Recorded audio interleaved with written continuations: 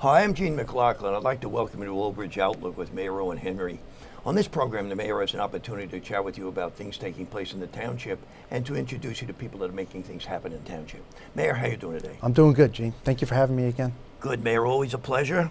Mayor, find it hard to believe, come around again to budgets, huh? Right, this is my sixth budget that we'll be presenting. Well, it's been presented to the council, the sixth one. Okay. So it's just underway, huh? It's underway, and pleased and really happy about what we have to offer, what we've shown the council. Here we are, 6 budgets since I've been the mayor, and we're still a lot less money being spent than when I came in. The budget was $56 million when I took over the town. The budget is under $52 million. Here we are 6 years later. Just, and that's probably the most important job I have, Gene, as mayor, to collect the money, but then, collect it, but then spend it, in a fiscally responsible way. I think that's what everybody in Old Bridge, we can all say common, that they don't want to, waste money. That's a broad statement to say, but we don't. We spend each dollar that I take in. If anybody wants to go through the budget, they can see how we get it, where it comes from, and then how we do spend it. And we've made, I think, some big positive gains since I've been here as far as budgeting is concerned. Not only because it's less spending, but we've improved services with less spending, and that's difficult to do. When I credit all that to the management team that I've put in place when I got here, I demanded that we manage this town like a business, and that's what we've done. We've been successful. We're still below 2009 spending levels. Our bond rating has been improved each year since I've been here as mayor. And as I said before, we've been able to improve services. We've been able to rebuild the town from the bottom up as far as our fleet is concerned. We've increased investing in our community with our capital projects, our ESIP. Just last year, we put our new radio system in. That was for 10 years needed. We finally got it done. Our ESIP program is going, full blast right now. So we've invested a ton of money into this community, more than ever before. And the year before I came mayor, there was no money invested into the community. And as a businessman, I look for return on investment. And every time we invest in our streets, our sidewalks, our curbs, our drainage, our fleet, we add value to the town. It's money in people's pocket. Their prices of their homes go up when we go down the street and repave it. That's money they can use to either, invest. That's money they could use to put into their house. So Old Bridge, we give a good value for what you have for your municipal taxes. I can't speak for the other taxing agencies in town. But as far as the municipal tax, I always say we're probably less than your cable bill. We're less than your cell phone bill. I mean, in my case, that's the case. It's only about 19 to 20 cents of every dollar we spend. And we have a huge void to fill with that money. Public safety, plowing the roads, engineering, zoning, planning. A lot has to happen. It sounds like you're reading my notes. That gives me a perfect cue to introduce our guest today. Folks, we're delighted to welcome in our guest today, Patrick Reardon, who is the Director of Code Services and Building Enforcement. And Patrick, thank you for coming in today. Thank you. Mayor, as I said, you sort of cued me, led me right into one of the Patrick departments here. that we need to provide. Code. Patrick, if you would, a little background. I mean, a lot of people hear about code services, building enforcement, et cetera, et cetera. What do you do? Well, we inspect all new construction, all alterations, renovations, and we inspect all new houses for resale inspections, and that's pretty much it. Well, you Enforce seem to the touch, zoning you ordinances. seem to touch, though, as we talked off the air, you seem to touch just about every activity in the township, though. Residential, commercial, fire, plumbing, electric. Correct. Safety, health, anything you don't touch. Well, health is separate from us, so yeah, not health. But we protect the health and welfare of the town by providing a good, sound structure. Right. What's your background, Patrick? How did you get into this? I have a building construction background as well as a fire background, so I'm licensed in both fields. I'm also licensed as a construction official. What kind of a license do you get? An engineering license? No, it's a license through the Department of Community Affairs in the state of New Jersey. And there's a certain amount of education and testing and experience in order to get those licenses. Okay, Mayor, I'm sure with your business you can appreciate very much what Patrick's Sure, talking about. yeah. A very important part of the construction trade, Right. the inspection process, the permit process, the review process that we do here in town. It's important, and people don't realize it sometimes, No. how important it is to public safety that, as Pat said, we maintain a safe community, as safe as humanly possible, to make sure that our structures are built the way they're supposed to be built, Right. and that they meet all the codes, which is so important. It seems like we see around the world where they don't have building codes, wow. and we Sure have do. building collapses Yes. and all types of Yep. disasters. So it's important here in Old Bridge, and I believe they do a great job in keeping our community safe. We're not exempt from structural damage, but a lot of times it's human error. Yes. A lot of our fires are caused by human error. Yeah. Natural disasters have an impact on our structures, Mm-hmm. and that has constantly updated the code. They're now built stronger here in Old Bridge because of our proximity to the coastline. Yes. So Yeah. they have a big job. No, it seems, Patrick, you have several constituencies, though. You have perhaps a professional developer, the contractor, and then you Correct. have guys like me, homeowners, who want to do some That's right. tinkering around. Mm-hmm. How do you address all of these issues? What do you do? What's the point of the key issue you have to address? It's education. The homeowner needs a little more education than a contractor, and Right. the contractor needs a little bit more than a builder might. So it's just educating them, working with them, telling them what needs to get done to meet the minimum standard of the code. The code is a minimum standard. So And what's the process?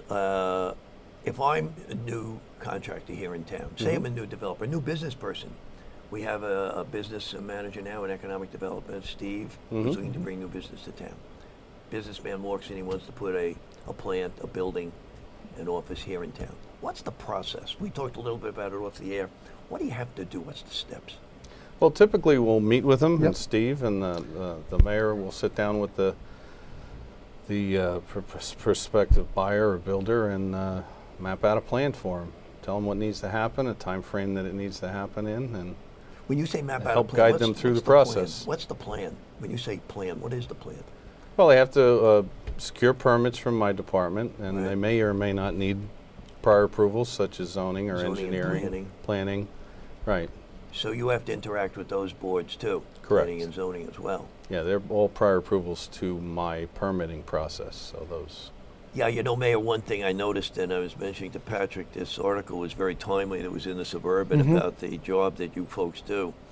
And I think a lot of people think all you do is permits and applications, but you do a lot of permits and a lot of applications. A lot of I was very inspections. surprised A lot to of read inspections, yes. 5,200 permits Yep. and 5,300 codes of occupancy, certificates of occupancy. How do you get all that done? It's tough. It's tough because Yeah. we try and keep the manpower at its minimum that we need to accomplish that. So What's Yeah. what's the biggest thing you have to do with people? You suggested education is a big part of it. yeah, trying to get them to understand the process, understand why the process is there, and then just walking them through what they need to get done. But the contractor, the professional contractor, is a little more adept at these kind of things. Should be, yes. flow a little easier for Sometimes. sometime. Okay, sometimes. Well, they should We all hope be so, either yeah. licensed or certified in their field, so Right. that's a prerequisite for them. But I noticed also you do a lot of training, or you were doing training online on a website, eGov. That's not training. We actually accept permit applications online for small jobs. Okay. Mostly used by contractors, so they don't have the repetitive paperwork issue. Okay. Because a lot of the forms, they have to put the same information on it over and over lot and of over. times So over it and saves over, them yeah. a lot of time applying for permits. And that can be done off hours, which I think is real important. The Right. contractor don't want to spend time here during the day when he can be out in the field Standing in line. producing, right, Right. standing in line. He can do most of his permit work, after hours, Sitting on a really couch. 24/7. Yeah. Mayor, as you go around with Steve, opening new businesses and looking at people coming into the township, what do you hear from these people about coming to Old Bridge? Well, I hear everything from the complaints to the praises from the building department, and as Pat said, we try to meet with everybody prior and explain to them what they have to go through here in town, what the process is, depending on the complexity of their renovation, their fit out, what they want to do with that building. So we try to prepare them for no surprises, which in turn I think shortens the construction schedule and allows that business to be open sooner. And I think that's our goal, Steve and I, is to get that business in and up and and running. Okay. And, you know, so those people coming in the front door spending their money. A person doing a business when they're doing a fit out isn't making any money. Right, that's you know, true. it's no good for, it's not really not good for anyone. So I think that's our focus, is to shorten that construction schedule, make it as tight as we can. And as I sit in with the meetings, that we don't allow the building department to become the scapegoat of why this project is taking so long. You know, we tried to work with our contractors to pre-schedule their inspections and let them know that we know what we're talking about. You're not gonna, you know, we don't, you know, because sometimes the people doing or bringing the business to town really don't have a construction background. They rely a lot on their contractors. Right. So Pat and I let that contractor know that we know what we're talking about. Okay. So. And you again have a specific background in this, so you can really bolster the effort. I'm usually on the other side, you know, in my business, dealing with towns and getting the permits and knowing to go through the process and what to do. And never have I used the town as a scapegoat why the project isn't getting done. Right. Pat, how do you make it easier for these people to do things? In putting in new rules, regulations, are you able to streamline the situation at all?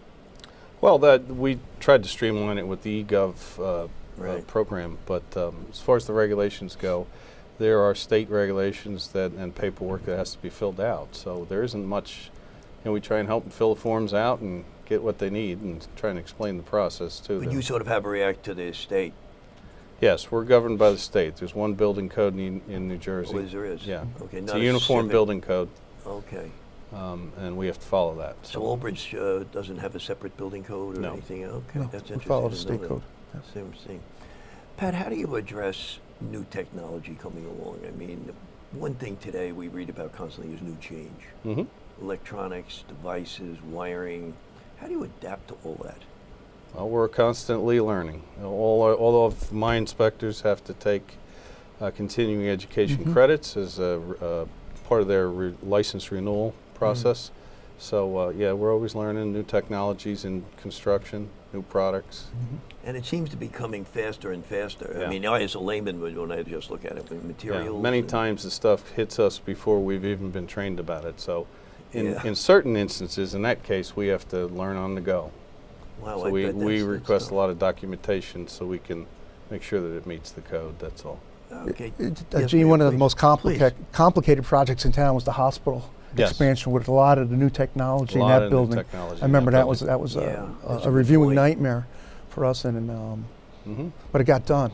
And I think the building department really we helped that developer get that building you know, up and running as fast as that was one of the bigger projects going on in town at the time. That's a good point. That's a good example. Time consuming, a lot of inspections on projects like that, Okay, well, Pat, I'm going to ask you to just hold your thought, please. Folks, we're getting ready to take a break right now. We're talking with Patrick Reardon, who is our Director of Code Services and Building Enforcement, and we'll be back in a moment. Our purpose today of talking to Patrick is to give you some education about what has to be done to establish a business in town or to change or renovate an existing structure. Stay with us and we'll be back in a moment. Every year, 40% of all food in the U.S. never gets eaten. 40%. That's almost half the food we produce. Food waste is a serious problem. It impacts all of us. And it's expensive. Your family is throwing $1,500 a year in the trash. We're working hard to put food waste on the chopping block. And you can do the same at home. Learn how to cook it, store it, and share it. Just don't waste it. Go to savethefood.com. Well, Thomas, you've got prediabetes. But with more exercise and a change in diet, it can be reversed. I've tried exercising. It just makes me hungry for bacon. I love bacon, too. And who really likes to exercise? Not me. Me neither. Nobody. So we're good? What? Oh, you still have prediabetes. Big time. I'm a single mother, and I was the main one working, so I never thought that I could go back to school, you know.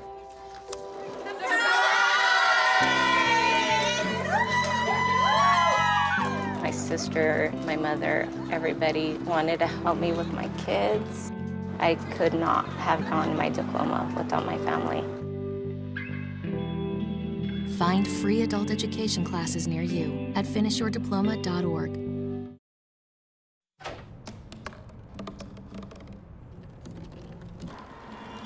Everybody has a dream.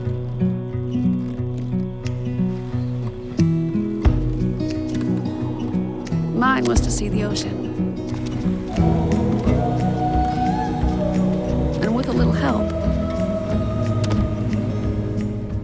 I made it.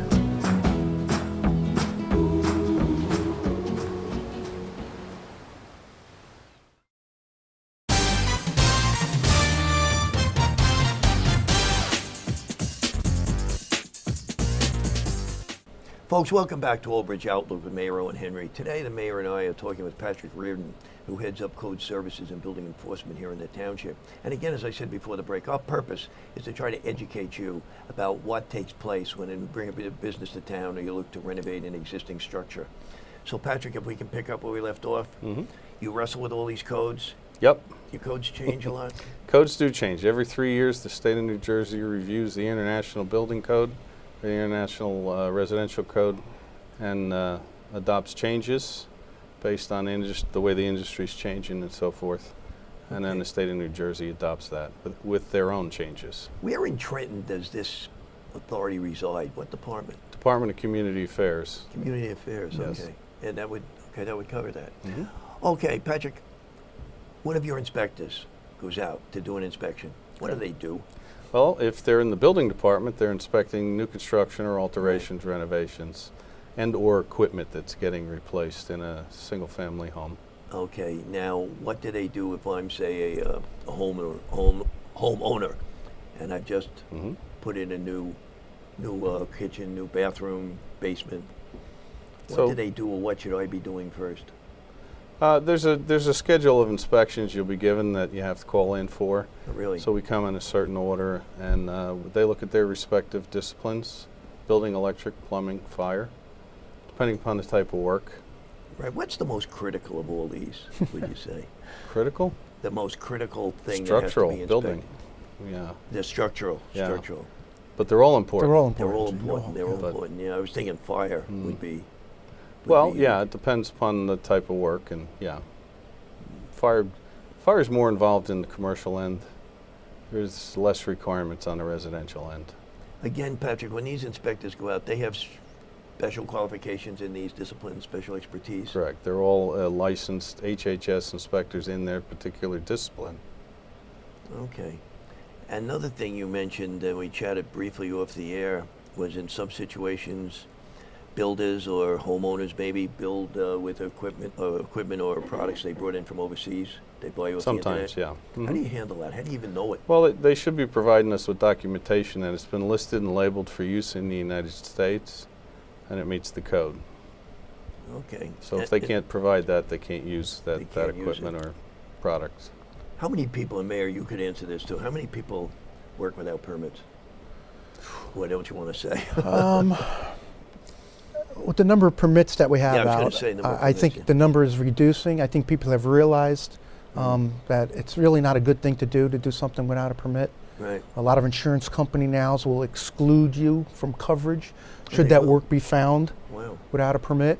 So it's becoming an out for the insurance, and you can't blame them if that work is not done to code. It jeopardizes not only your home but the people who live next to you, especially if it's an attached unit. You know, you're doing work in your unit and you're attached to someone else's. That's a You know, in good the point. townhouse, condominium type associations, Yes. where there's common space.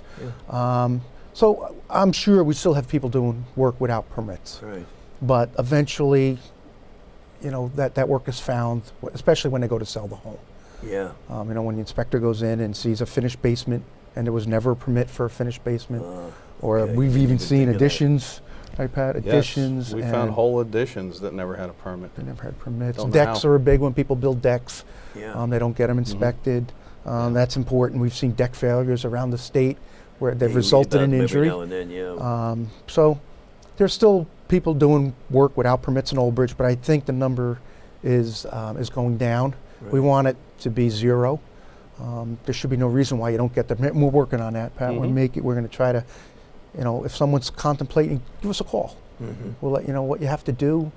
Education. Educate yourself. Again, yeah. Educate yourself and keep your family and your neighbors safe.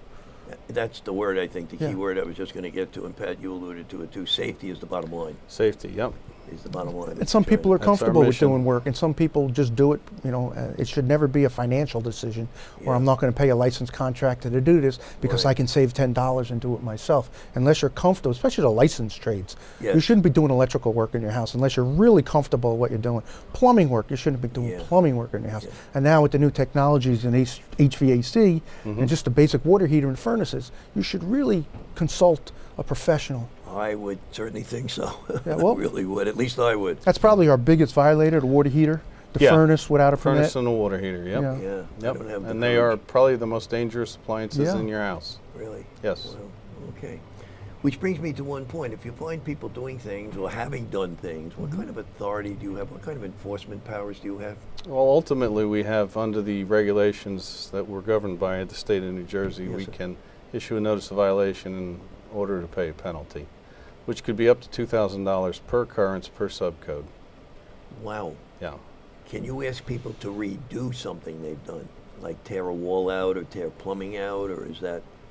If we feel it violates the general life safety issues. If we see, you see extension cords coming out of your ceiling and that's your wiring, we have a right to make it right. Fix it. Yeah. But in some cases, the work is done by a homeowner and it meets the code. It looks good. Some people know what they're doing, and then that's just a process of a permit, Pat, and then a reinspection. Correct. So there is a process for people who did know work what they around their do. homes and did it themselves. But that But there is a itself process. enough of a But reason. certainly to it's easier to get the seek an permit ex- first. Yes, I would think and so. then do the work. We Absolutely. don't encourage going the other way. I would absolutely think so. Pat, biggest challenge you face, you feel in your department, in your work? Educating the public. Educating the public. Hopefully we can do a little bit of that today. Hopefully, the need for permits, the reason why that if it's not done right, it's not going to be safe. That's the biggest challenge. Is there any other education you do now? Do you have brochures, pamphlets, website? I know the website. The website, we have one of the more extensive websites when it comes to a building department. There's a lot of information there.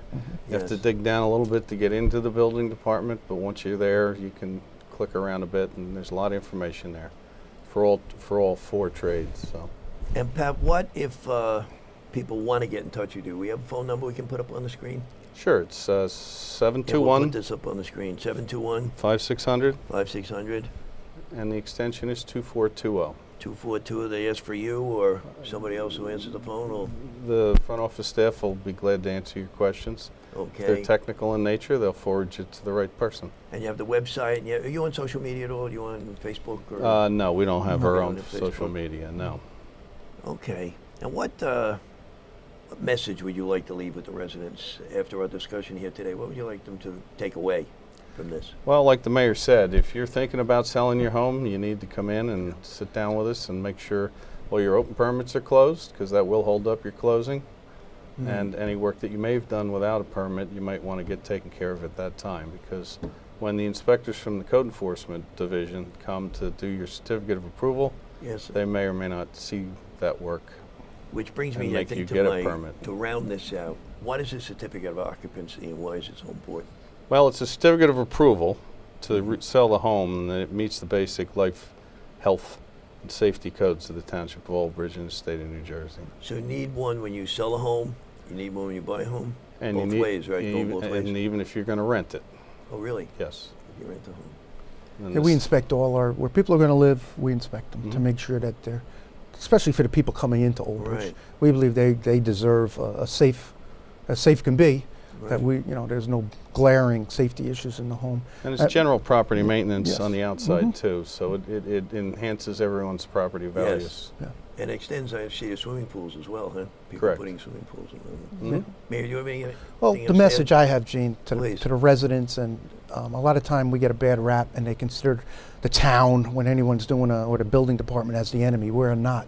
We are your best insurance policy that you could have. We have qualified, highly skilled individuals that are ready to help you get your project done and get it done safe. Right. And then there's no better feeling as a contractor when you see that white sticker, meaning that somebody's approved what we've done. They say Right. it meets the code. You've done it right. It's like a slight good job. Okay. The red sticker, I've gotten a few of them, and Red sticker is not good, I take red it. sticker's not good. White stickers are good, and that final, when the job is all closed out and the CO is issued, that's a good feeling by all involved, including the town, because now we know we have another structure that meets the code. It's safe, and there should be no problems with that building or the utility work that's done inside of it. Okay, well, thank you, Mayor. And Patrick, I want to thank you for coming Thank in you today. for having me. One of your objectives, again, to educate the public. And Yes. folks, we hope we've shed a little light on this intricate area, things you should be aware of before you renovate, before you build, before you try to sell your home. There is a phone number we're going to put up on the screen, 721-5600, extension 2420. There is the website, and you can take a look at that first, or you can just make a phone call and get educated and get steered in the right direction. I want to thank you for watching. This has been Old Bridge Outlook for this time. I'm Gene McLaughlin, and we'll see you next time. Take care.